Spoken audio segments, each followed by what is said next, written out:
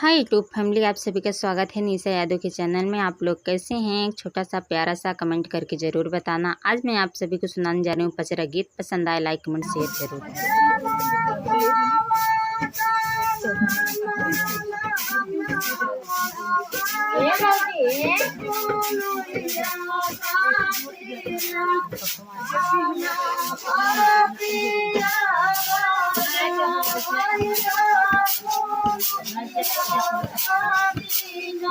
काना बासिया बजाइयो पुरिया काटिना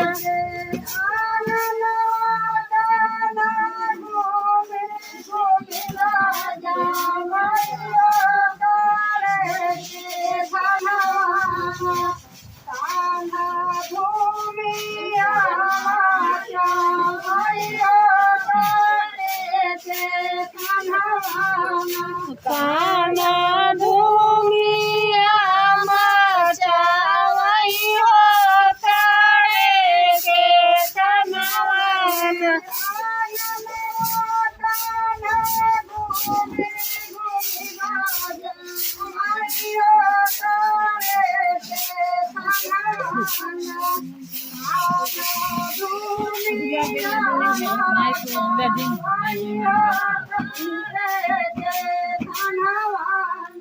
काना धूमिया मचावइयो तारे के तनवन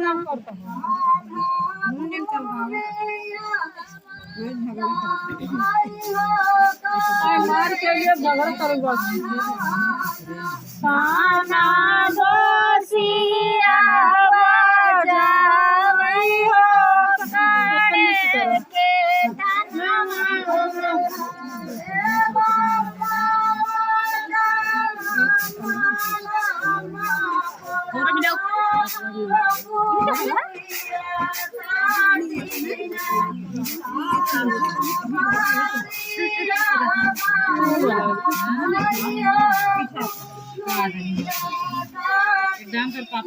काना बासिया बजावइयो पुरिया काटिना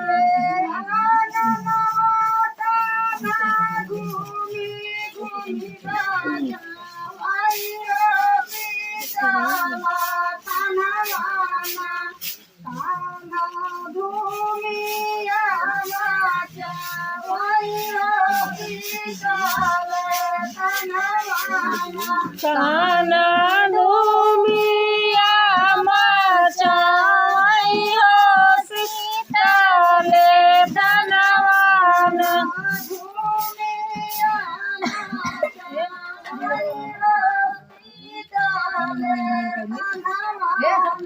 काना धूमिया मचावइयो सीताले तनवन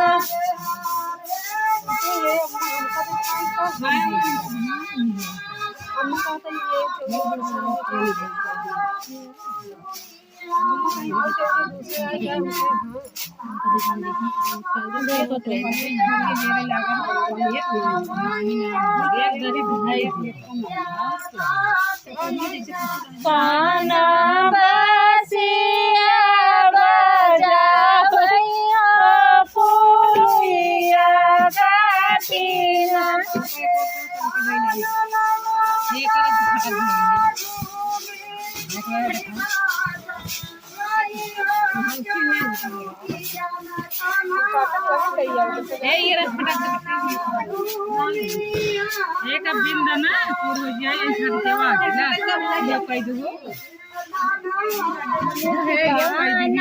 धूमिया मचावइयो चारुकियन काना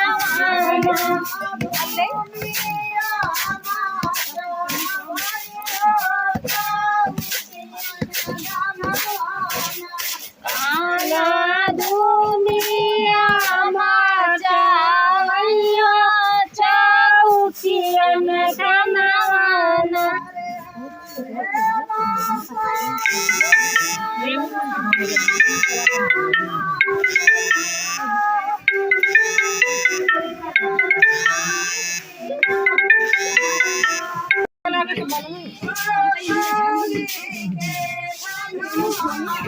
काना दुनिया माता आई हो काली के धनवाना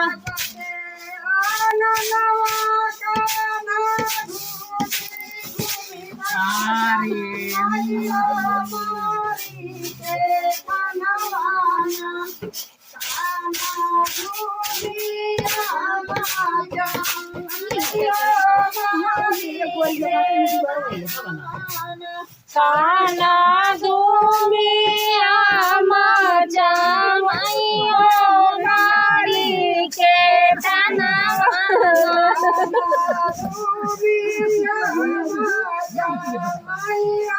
नहीं पिया काना दुनिया माता आई हो मारी के धनवाना